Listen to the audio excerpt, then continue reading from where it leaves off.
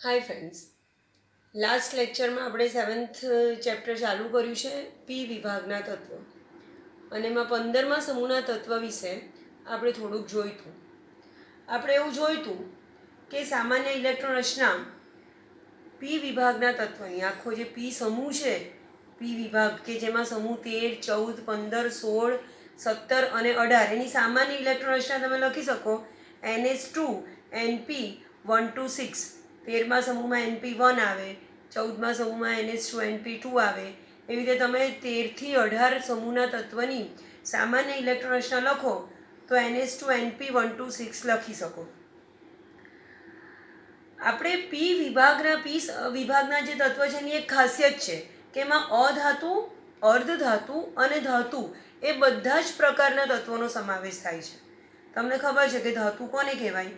તો જે ચળકાટ ધરાવે, રણકાર ધરાવે, એને ટીપીને પતરા બનાવી શકાય, ખેંચીને તાર બનાવી શકાય અને ખાસ કરીને જે પદાર્થ ઇલેક્ટ્રોન ગુમાવે અને ઓક્સિડેશન પામે એને ધાતુ કહેવાય. તો પી વિભાગના તત્વ એવા છે કે જેમાં તમને ધાતુ તત્વ પણ મળે, અધાતુ તત્વ પણ મળે. અધાતુ એટલે કે જે ઇલેક્ટ્રોન મેળવે અને એનું રિડક્શન થાય તો એને આપણે અધાતુ કહીએ. અને પી વિભાગમાં તમને અર્ધધાતુ તત્વ પણ મળે. અર્ધધાતુ તત્વ એટલે કે જે ધાતુ અને અધાતુ વચ્ચેના ગુણધર્મ ધરાવે. લાસ્ટ લેક્ચરમાં આપણે એની ઇલેક્ટ્રોન રચના જોઈ હતી. એમાં ખાસ કરીને જે 15મા સમૂહના તત્વ છે એ સ્થાયી છે, કારણ કે 15મા સમૂહના તત્વની સામાન્ય ઇલેક્ટ્રોન રચના NH2 NP3 છે અને એના પી કક્ષકમાં 3 ઇલેક્ટ્રોન હોવાને કારણે અથવા તો એની પી કક્ષક અર્ધપૂર્ણ ભરાયેલી હોવાને કારણે એની સ્થિરતા વધારે છે. 15મા સમૂહના તત્વની વાત કરી હતી તો સમૂહમાં ઉપરથી નીચે તરફ જઈએ એમ એની પરમાણ્વીય ત્રિજ્યા અને આયનીય ત્રિજ્યામાં વધારો થાય છે. નાઇટ્રોજન કરતાં ફોસ્ફરસની ત્રિજ્યા વધારે છે, પણ ફોસ્ફરસ કરતાં બિસ્મથ તરફ જઈએ એમ ત્રિજ્યા વધતી તો જાય છે, પણ ત્રિજ્યામાં થતો વધારો થોડોક ઓછો છે. એ સિવાયની આયનિકણ એન્થાલ્પીની વાત કરી હતી તો સમૂહમાં ઉપરથી નીચે તરફ જઈએ એમ આયનિકણ એન્થાલ્પીમાં ઘટાડો થાય છે. વિદ્યુત ઋણતાની વાત કરી હતી તો વિદ્યુત ઋણતામાં સમૂહમાં ઉપરથી નીચે તરફ જઈએ એમ ઘટાડો થાય છે. એના માટે એનું કદ વધતું જાય છે. કદ વધતું જાય એટલે ઇલેક્ટ્રોન પ્રત્યેનું આકર્ષણ એનું ઘટતું જાય અને વિદ્યુત ઋણતા ઘટતી જાય.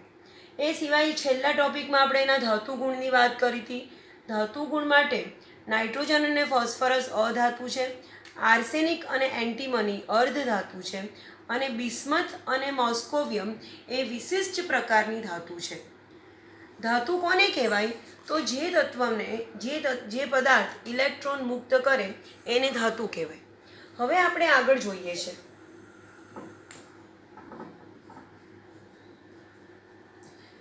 એક ટોપિક હું તમને સમજાવું છું, પી વિભાગના તત્વની પરમાણ્વીયતા.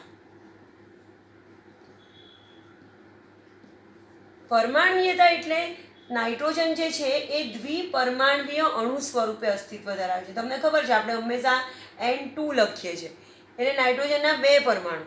નાઇટ્રોજન હંમેશા દ્વિપરમાણ્વીય અણુ સ્વરૂપે અસ્તિત્વ ધરાવે છે, તો એની પરમાણ્વીયતા નાઇટ્રોજનની 2 કહેવાય. જ્યારે હું ફોસ્ફરસની વાત કરું તો ફોસ્ફરસ P4 સ્વરૂપે અસ્તિત્વ ધરાવે છે એટલે ફોસ્ફરસની પરમાણ્વીયતા 4 કહેવાય. તો નાઇટ્રોજન સમૂહના બધા જ તત્વો નાઇટ્રોજન, ફોસ્ફરસ, આર્સેનિક, એન્ટીમની અને બિસ્મથ એ બધા જ તત્વ બહુપરમાણ્વીય છે. એક વસ્તુ એ બધા જ એની પરમાણ્વીયતા કેવી છે? તો બહુપરમાણ્વીય, એક કરતાં વધારે પરમાણુઓ ભેગા થઈ અને અણુની રચના કરે છે. બીજો એક ખાસ યાદ રાખો છો કે નાઇટ્રોજન N2 સ્વરૂપે અસ્તિત્વ ધરાવે છે અને વાયુ છે.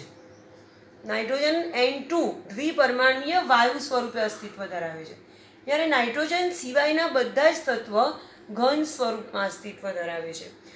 નાઇટ્રોજન વાયુ સ્વરૂપે છે, બાકીના બધા ઘન સ્વરૂપે છે. બીજો એક મુદ્દો તમે યાદ રાખો છો એની અપરરૂપતા. અપરરૂપ કોને કહેવાય? તો દાખલા તરીકે તમારી પાસે કાર્બનના હીરો અને ગ્રેફાઇટ, તમને ખબર છે હીરો, ગ્રેફાઇટ અને ફુલરીન એ કાર્બનના અપરૂપો છે. અપરૂપ કોને કહેવાય? તો જેમાં તત્વ સમાન છે કાર્બનમાં પણ સી છે, ગ્રેફાઇટ હીરો એમાં પણ સી છે અને ગ્રેફાઇટમાં પણ સી છે.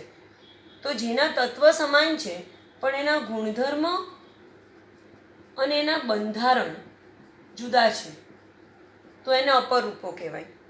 તો અપરૂપતામાં નાઇટ્રોજન સિવાયના બધા જ તત્વ અપરૂપ દર્શાવે છે. નાઇટ્રોજનના અપરૂપ કુદરતમાં અસ્તિત્વ નથી ધરાવતા, પણ નાઇટ્રોજન સિવાયના બધા જ તત્વ અપરૂપ ધરાવે છે. બીજો એક ટોપિક છે આપણી પાસે સમસ્થાનિકોનો. તો પી વિભાગના બધા જ તત્વ 15મા સમૂહના બધા જ તત્વ સમસ્થાનિક ધરાવે છે. સમસ્થાનિક કોને કહેવાય? તો જેનો પરમાણુ ક્રમાંક સરખો પણ જેનો પરમાણુ ભારાંક જુદો જુદો એને સમસ્થાનિક કહેવાય. અથવા તો જેમાં પ્રોટોનની સંખ્યા સરખી પણ ન્યુટ્રોનની સંખ્યા જુદી જુદી, પ્રોટોન અને ન્યુટ્રોનની સંખ્યાનો સરવાળો જુદો જુદો, એને સમસ્થાનિકો કહેવાય. તો 15મા સમૂહના બધા જ તત્વ નાઇટ્રોજન, ફોસ્ફરસ, આર્સેનિક, એન્ટીમની અને બિસ્મથ એ બધા જ સમસ્થાનિકો ધરાવે છે. એક આપણે વાત કરીએ ધાતુ ગુણની, જે લાસ્ટ ટાઈમ કરી હતી. તો ધાતુ ગુણ માટે સમૂહમાં ઉપરથી નીચે તરફ જઈએ 15મા સમૂહમાં, એમ ધાતુ ગુણ વધતો જાય છે. નાઇટ્રોજન અને ફોસ્ફરસ બંને અધાતુ છે. આર્સેનિક અને એન્ટીમની એ બંને અર્ધધાતુ છે. અને બિસ્મથ અને મોસ્કોવિયમ એ બંને વિશિષ્ટ પ્રકારની ધાતુ છે. એના માટે આપણે એવું કારણ આપીએ કે ઉપરથી નીચે તરફ જઈએ છે એમ કેન્દ્રનું ઇલેક્ટ્રોન પ્રત્યેનું આકર્ષણ ઘટતું જાય છે. અને ઇલેક્ટ્રોન પ્રત્યેનું આકર્ષણ ઘટતું જાય એટલે ઇલેક્ટ્રોન ઝડપથી મુક્ત થાય, અને જે ઝડપથી ઇલેક્ટ્રોન ગુમાવે એનો ધાતુ ગુણ વધતો જાય. એટલે 15મા સમૂહમાં તત્વમાં ઉપરથી નીચે તરફ જઈએ છે એમ ધાતુ ગુણ વધતો જાય છે. એક ગુણધર્મ તમારે શીખવાનો છે એના ઉત્કલન બિંદુ અને ગલન બિંદુ. એના ઉત્કલન બિંદુની વાત કરવાની છે આપણે અને એના ગલન બિંદુની વાત કરવાની છે. તો સમૂહમાં ઉપરથી નીચે તરફ જઈએ છે એમ ઉત્કલન બિંદુમાં વધારો થતો જાય છે.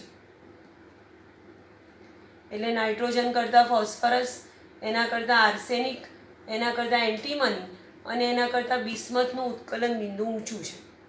ઉત્કલન બિંદુ કોને કહેવાય? ઉત્કલન થયું એટલે જ્યારે પ્રવાહીનું વાયુમાં રૂપાંતરણ થાય ત્યારે એનું ઉત્કલન, જે તાપમાને પ્રવાહીનું વાયુમાં રૂપાંતરણ થાય એ તાપમાનને એનું ઉત્કલન બિંદુ કહેવાય. હવે ઉત્કલન બિંદુ શેના પર આધાર રાખે? તો જેટલું આંતર આણ્વીય વાન્ડર વાલ્સ પ્રકારનું આકર્ષણ બળ પ્રબળ એટલું એનું ઉત્કલન બિંદુ ઊંચું હોય. ઉત્કલન બિંદુ એટલે પ્રવાહીને આપણે વાયુમાં કન્વર્ટ કરવાના છે, એટલે અણુઓને પ્રમાણમાં દૂર ખસેડવાના છે. તો જેટલું આંતરઆણ્વીય એટલે અણુ વચ્ચેનું આકર્ષણ પ્રબળ હોય એટલું એને એના માટે ઊંચું તાપમાન આપવું પડે, તો એનું એટલું ઉત્કલન બિંદુ એનું એટલું વધતું જાય. અને જે આ વાન્ડરવાલ્સ આકર્ષણ બળ છે એ અણુભાર પર આધાર રાખે. જેમ અણુભાર વધે એમ વાન્ડરવાલ્સ આકર્ષણ બળ વધે અને એમ ઉત્કલન બિંદુ વધે.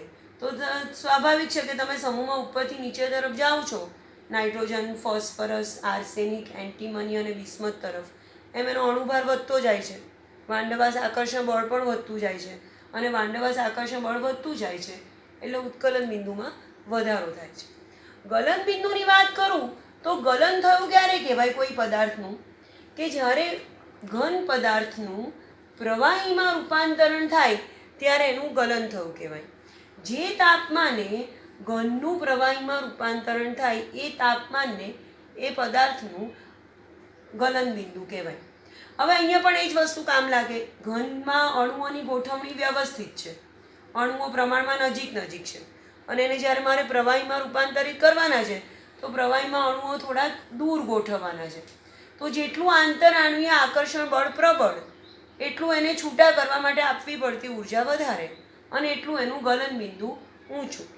પણ અહીંયા નાઇટ્રોજન કરતાં ફોસ્ફરસ અને એના કરતાં આર્સેનિકનું ગલન બિંદુ વધતું જાય છે, પણ આર્સેનિક કરતાં એન્ટીમની અને એના કરતાં બિસ્મથનું ગલનબિંદુ ઘટે છે.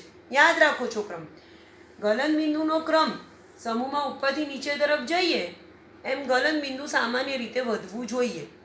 તો નાઇટ્રોજન કરતાં ફોસ્ફરસ અને ફોસ્ફરસ કરતાં આર્સેનિકનું ગલનબિંદુ વધે છે. પણ આર્સેનિક કરતાં એન્ટીમની અને એન્ટીમની કરતાં બિસ્મથના ગલનબિંદુમાં ઘટાડો થાય છે. એના માટે આપણે લેન્થેનોઇડ સંકોચન એ કારણ આપીએ છીએ. આ જે લેન્થેનોઇડ સંકોચનવાળો ટોપિક છે એ તમે ડી અને એફ બ્લોકમાં ડીપમાં ભણશો, સારી રીતે સમજશો એ વખતે. તો અહીંયા લેન્થેનોઇડ સંકોચનને કારણે ગલનબિંદુમાં થોડોક અપવાદ જોવા મળે છે. હવે તમારું નેક્સ્ટ ટોપિક છે ઓક્સિડેશન અવસ્થા. બહુ અગત્યનો એક મુદ્દો છે ઓક્સિડેશન અવસ્થા. આપણે શીખી ગયા ઓક્સિડેશન અવસ્થા કોને કહેવાય. હું સ્પેશિયલી 15મા સમૂહની વાત કરું, સમૂહ 15ની, તો એની બાહ્યતમ કક્ષાની ઇલેક્ટ્રોન રચના છે NH2NP3. 15મા સમૂહના તત્વની બાહ્યતમ કક્ષાની ઇલેક્ટ્રોન રચના NH2NP3 છે. એટલે એની પી કક્ષકમાં 3 ઇલેક્ટ્રોન છે. હવે જ્યારે